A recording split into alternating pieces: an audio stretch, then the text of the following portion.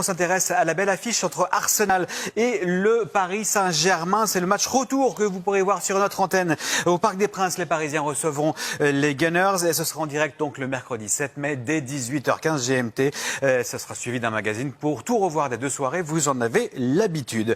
Alors on va commencer par revenir sur la qualification du PSG, intervenu après une défaite sur la pelouse d'Aston Villa.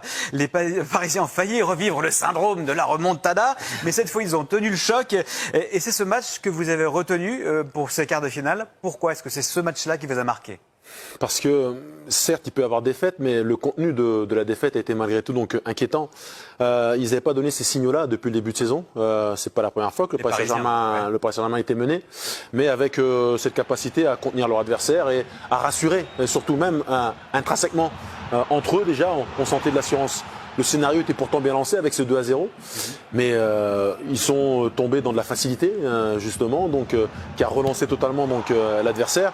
Et on a senti qu'une fois bousculé, tout était possible du côté des Villains. Bien sûr. Et j'ai envie de dire qu'ils finalement ils passent par un trou de souris alors qu'ils avaient une marge énorme. C'est ça qui est assez incroyable. Ils menaient 5-1 à un moment donné. Ouais. Et l'écart s'est réduit. Il n'a fait que se réduire. Et on sentait que si au tableau d'affichage il y avait 10 minutes supplémentaires, je pense qu'ils passent à la trappe.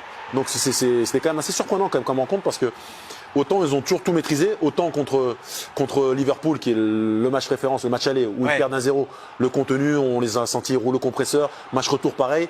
À Liverpool, on les a sentis quand même maîtres, et là, on les a sentis dépassés, et c'était surprenant. Surprenant, effectivement, cette petite défaillance sur la pelouse de Villa Park. En chiffres, qu'est-ce qu'on peut retenir de cette double confrontation ? On a eu droit à deux matchs totalement différents. Un match aller totalement dominé par le Paris Saint-Germain en termes de tirs, notamment 29 tirs à 7, 75% de possession au parc, 15 centres à 5, surdomination du PSG. Et maintenant, regardez ce qui s'est passé à Villa Park. Paris a énormément subi 17 tirs d'Aston Villa, dont 9 cadrés, presque 4 fois plus de centres des Villains et surtout 3 buts encaissés. Paris peut remercier Donnarumma qui était auteur de 5 arrêts décisifs dans cette partie. Il faut un grand gardien pour gagner ce genre de compétition. Samuel, on va quand même se souvenir de ce match aller contre Aston Villa. Est-ce que c'est à cet instant-là que vous vous êtes dit, voilà, il n'y a pas d'arnaque, ils ont vraiment confirmé leur nouveau statut européen au match aller contre Villa ? Oui, parce qu'ils ont été nettement plus forts que cette équipe de Villa qui, au match aller, on parle du match aller, a été vraiment très décevante parce que très décevante où elle n'a pas pu faire autre chose.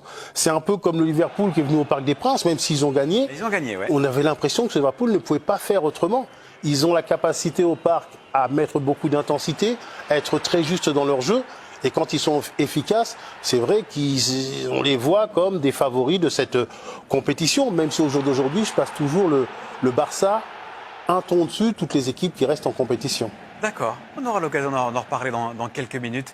On revoit en tout cas les buts de ce match aller pour les Parisiens qui à cet instant-là donc nous ont fait une très forte impression. Et en demi-finale, ce PSG va se frotter à une troisième équipe anglaise après Liverpool, après Aston Villa. C'est Arsenal qui se présente.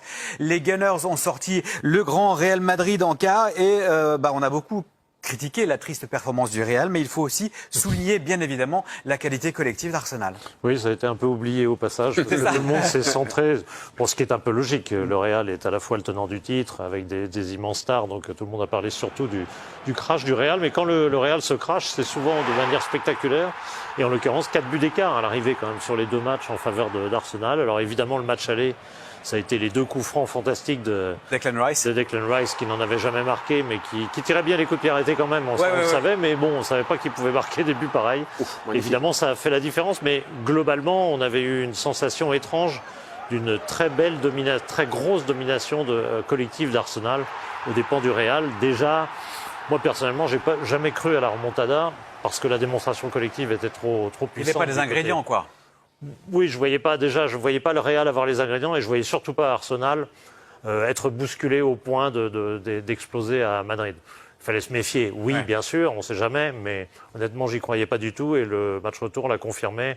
Arsenal l'a maîtrisé pratiquement aussi bien que le match aller. Ah oui, ce que nous disent les chiffres, effectivement, Leroy, c'est que Arsenal aura constamment été plus dangereux que le Real Madrid à l'aller et au retour. Et assez étonnamment, c'est le Real qui a le plus frappé au but, mais de manière très imprécise. Regardez, 27 tirs pour le Real Madrid contre 24, mais les tirs madrilènes étaient généralement des frappes sans réel danger. La preuve, 6 tirs cadré seulement. Arsenal, on a presque le triple. Et puis regardez les expected goals, 3,69 pour Arsenal, seulement 1,91 pour le Real quand on a Vinicius, Rodrigo, Mbappé. Ces chiffres confirment qu'Arsenal mérite totalement sa qualification. José, est-ce que vous avez été surpris par cette performance collective des Gunners, qu'on imaginait plutôt un peu moins fringant à cet instant de la saison, avec une grosse pénurie en termes d'attaquants?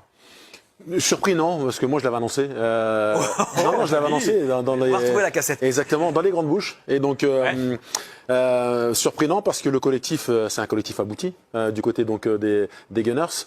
On sent que c'est d'abord un collectif dans lequel justement il y a des individualités qui rejaillissent, mais collectivement c'est déjà la meilleure défense de Première Ligue. Ça, donc c'est une équipe devant laquelle il est difficile de marquer des buts.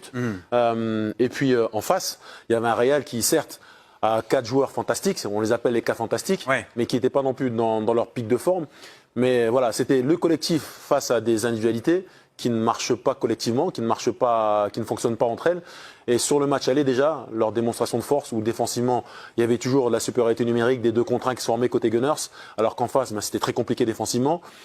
Offensivement, il y a eu du réalisme avec Declan Rice, mais cette victoire, elle est logique dans l'ensemble du match aller. C'est ça. Ils se sont rendus le match retour. Le score aurait pu être plus large encore. Exactement, bien sûr, tout à fait. Et au match retour, ils se sont rendus aussi les choses faciles. Et autant il y a eu de l'euphorie, parce que c'est le côté magique du Real, où on était surnaturel. On se dit toujours, s'il y a une équipe qui est capable de renverser. Et à la fin, c'est toujours le Real. Exactement. Mais sauf que là, dès le départ, on a vu que non, il n'y aura pas de magie ce soir. Ce sont les Gunners qui vont se qualifier. Il a failli y avoir un penalty magique. Oui, Même pas. Même ça va pas. Ah oui, sur la faute sur Mbappé, effectivement. Toujours est-il que cette double confrontation sera sans doute différente de ce qu'on a pu voir pendant la phase de Ligue. Cette défaite parisienne, vous vous en souvenez, sur la pelouse des Gunners. Un résultat qui, à l'époque, n'était pas très flatteur pour le PSG. Voilà, c'était en octobre dernier. Kai Havertz avait été élu homme du match. Aujourd'hui, on sait qu'il est forfait pour la fin de la saison.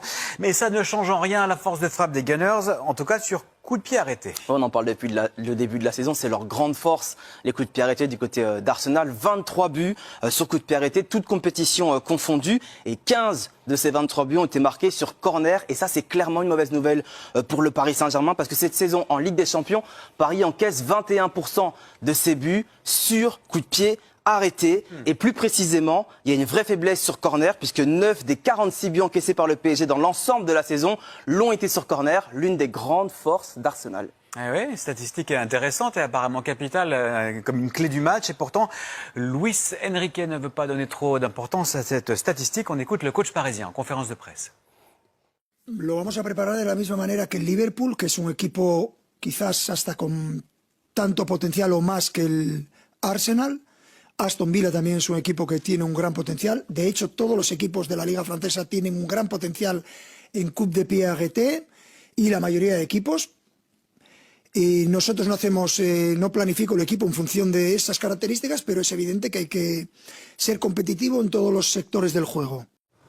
Samuel, au-delà du discours donc, qui se veut apaisant de Luis Enrique, est-ce que vous avez le sentiment que cette histoire de coup de pied arrêté sera l'une des clés du match assurément? Dans tous les matchs aujourd'hui, on dit qu'il y a l'importance des coups de pied arrêtés, on n'arrête pas de le relever. Que ce soit Arsenal ou que ce soit notre équipe. Alors eux sont efficaces dans ce domaine-là. Alors oui, il faudrait être très attentif du côté du PSG, mais pas plus ou pas moins que quand on joue notre équipe. C'est-à-dire que les entraîneurs, quand ils jouent contre une équipe, ils identifient les points forts et les points faibles sur coup de pied arrêté, et ils peuvent se mettre en zone, ce que moi j'aime pas. Ils peuvent se mettre en mixte, c'est-à-dire mettre 6 joueurs devant les 6 mètres et être en individuel sur les 3-4 grands dangers chez l'adversaire, mais c'est tout. C'est-à-dire qu'il va faire le travail qu'il fait habituellement avec un peu plus d'attention parce qu'ils sont efficaces dans ce domaine-là. Mais je veux dire, quand il joue le match contre Liverpool ou contre une autre équipe, il faut aussi attention sur le coup de pied arrêté, puisque c'est une arme aujourd'hui dans le football moderne. Oui, bien sûr. Avec des Gunners qui sont particulièrement efficaces dans ce domaine-là. Qui ont un entraîneur un entraîneur des coups de pied arrêtés, qui est un Français qu'on connaît bien, Nicolas Jauvert, qui était l'ancien analyste vidéo de Montpellier d'une autre époque, et qui ensuite en fait, Arteta, là, il est venu à Manchester City, Brentford d'abord, puis Manchester City, et c'est là qu'Arteta l'a repéré et l'a emmené ensuite parce que Guardiola n'était pas un fan des coups de pied arrêtés, ça l'intéressait pas beaucoup. Arteta, lui, a toujours été très passionné par ça, très intéressé par ça, il l'a emmené à Arsenal tout de suite. Et ça fait la différence aujourd'hui, ça porte ses fruits. Clairement.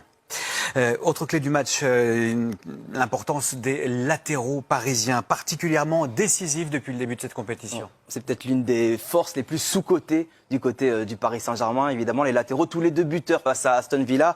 Achraf Hakimi est impliqué sur 7 buts du PSG cette saison. 2 buts, 5 passes décisives, une première depuis Marcelo en 2017-2018. Et puis Nuno Mendes, évidemment, lui aussi buteur face à Villa. 4e but pour lui en Ligue des Champions. C'est un record. 4 buts sur une campagne, c'était plus arrivé depuis 2019-2020. Le dernier à l'avoir fait, c'était Achraf Hakimi avec Dortmund. Alors, 2 latéraux décisifs en attaque, évidemment, mais qui peuvent aussi souffrir dans le domaine défensif. C'était le cas pour Nuno Mendes sur la pelouse de Villa. Cette fois, il va se retrouver face à Bukayo Saka. Est-ce que c'est un duel qu'il faut suivre de très très près? Absolument. Parce que le retour de Saka change effectivement beaucoup de choses. Palette ou pas? Dans un instant, mais d'abord, je voulais vous parler du retour de Bukayo Saka. Ouais. Bien qu'il se soit légèrement blessé contre Ipswich, sur la pelouse même d'Ipswich, on va revoir ces images, victime d'un tacle trop appuyé. Mikel Arteta a préféré le sortir un peu avant l'heure de jeu. C'était une simple mesure de précaution selon le coach. N'empêche que voilà, cette image-là nous a fait un petit peu peur pour lui, bien évidemment, cette blessure de Bukayo Saka, mais a priori rien de grave. Il devrait être de retour pour la demi-finale, Leroy.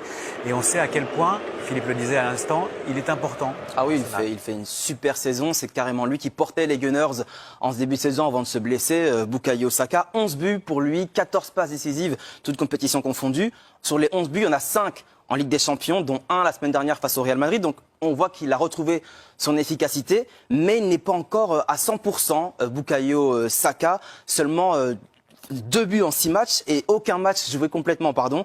Regardez ce chiffre, il n'a toujours pas joué plus de 60 minutes depuis son retour en Première Ligue. C'est tout de même assez fort. On dirait qu'Arteta le garde au frais, peut-être pour ce match face au Paris Saint-Germain. Est-ce qu'on l'a gardé au frais? Nous, c'est la palette, la fameuse palette justement sur Bukayo Saka. Le rôle de Saka, notamment dans son association avec Ødegaard. Oui, c'est un des aspects essentiels effectivement pour Arsenal, qui a retrouvé, non seulement ils ont retrouvé Saka, mais ils ont retrouvé le duo avec Ødegaard, qui effectivement est un joueur extrêmement important. On va voir que Ødegaard va beaucoup dans cette zone et très souvent il est en liaison avec Saka ici pour réussir un joli 1-2 et on va voir très souvent sur les actions, ils se cherchent. Très souvent il y a une relation dont on peut profiter l'un ou l'autre. Là ici ça aurait carrément pu être une passe décisive de Saka, finalement c'est un autre joueur, c'est Merino je crois, qui en a profité pour marquer. Là, c'est une action où Ødegaard est pas loin de Saka, mais Saka il va tout seul. On voit toutes ses qualités, évidemment, qui manquaient énormément à Arsenal quand ils ont attaqué l'hiver sans lui. C'était un vrai manque parce qu'il est vraiment, il est explosif. Il obtient aussi des coups francs. Ouais. Les 2 coups francs qu'il obtient ici, ce sont les 2 coups francs qui ont permis à Declan Rice de marquer. Donc, ils servent à quelque chose, ces coups francs. Et on voit surtout sa protection de balle, sa capacité à dribbler. On a vu les 2 coups francs décisifs du match aller et on va voir évidemment là où il a été décisif lors du match retour. Alors d'abord une action ici où là encore il fait encore les différences pour mettre Courtois en danger. Et puis, vous savez comment ça va finir, cette affaire.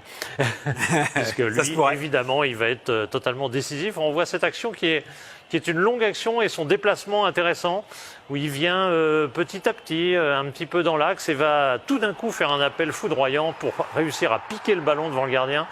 Non, vraiment, c'est un joueur ça change la donne qu'il soit là ou qu'il ne soit pas là pour Arsenal. Ça change vraiment l'équipe. Havertz, on a pu s'en passer, on l'a vu. Martinelli, on peut s'en passer éventuellement. Saka, c'est beaucoup plus délicat. Vous êtes sur cette même ligne, Samuel? Oui, avec ou sans Saka, c'est pas le même Arsenal? Non, c'est pas pareil. Même avec ou sans Ødegaard, qui est un magnifique faiseur de jeu. Donc, c'est un dribbleur, c'est un joueur capable de faire beaucoup de choses. Moi, il y a quelques années, quand on le voyait débuter du côté d'Arsenal et que c'était Lingard, je crois, l'entraîneur, à un moment où je sais plus, le Danois, qui le mettait ou latéral gauche ou piston gauche, je comprenais pas, quoi, parce qu'on voyait son talent offensif pour créer du jeu. Mais ce qui ressort surtout, c'est que le collectif permet aux joueurs de développer leur talent individuel. C'est-à-dire qu'il y a tellement de mouvements, c'est un peu l'antithèse de ce qui se passe à Madrid. Il y a tellement de mouvements autour de lui qu'on l'isole et qu'il peut exploiter sa qualité individuelle de dribble, de percussion dans les situations optimales. Voilà, et il en a beaucoup de qualité. Effectivement.